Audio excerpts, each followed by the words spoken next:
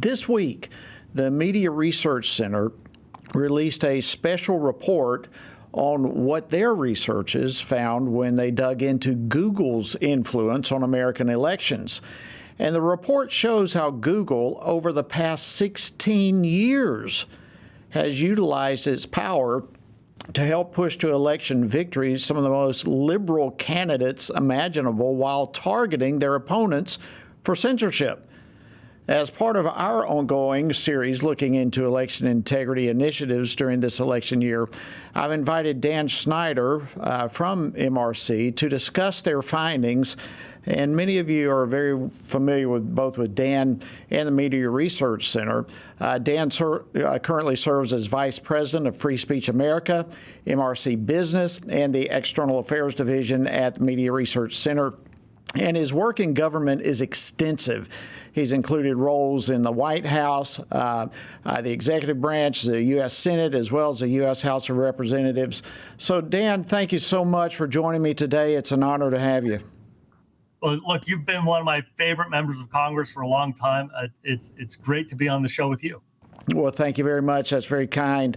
And your check's in the mail, trust me.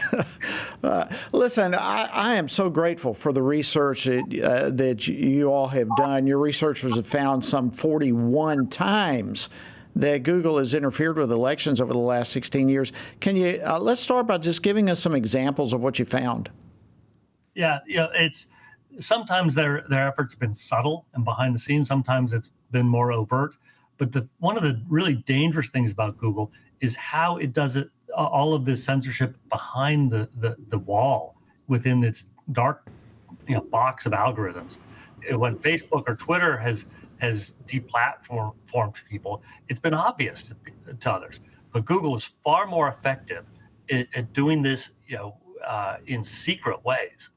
So, for example, before the last 4 Republican presidential campaign debates, we did 2 searches before each of these debates. One search was for Democrat presidential campaign websites, and the other was for Republican presidential campaign websites.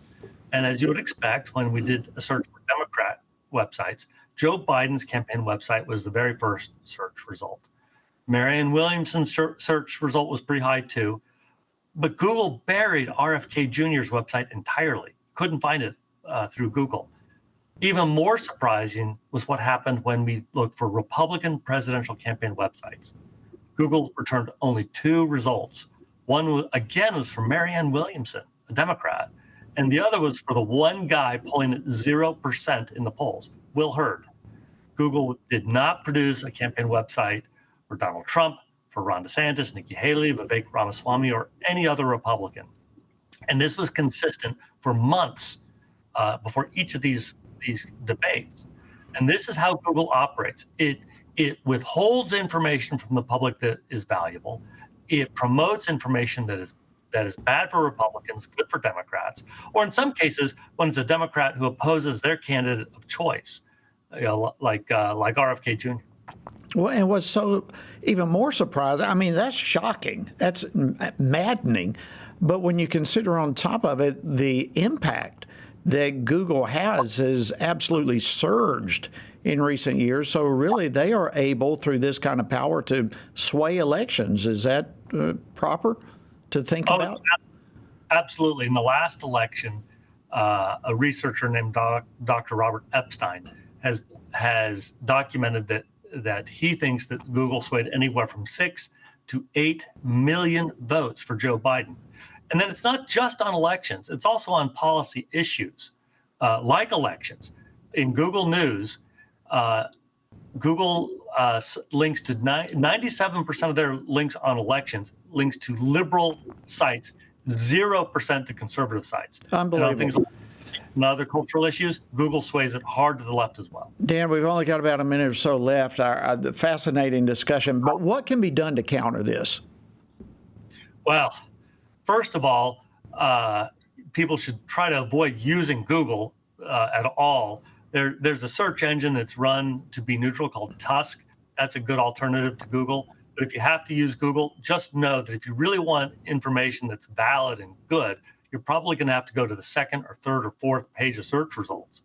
There are several state attorneys general who are fighting. There are certain members of Congress who are doing good oversight hearings. But this is a long battle that we've got to win. Well, I absolutely cannot say thank you enough, Dan, to you and all the researchers at MRC. Well done. This is information that needs to get out, and we'll do what we can to help you. Dan Schneider, Vice President, MRC, Free Speech America, thank you so much for joining us on Washington Watch. Thanks, Congressman.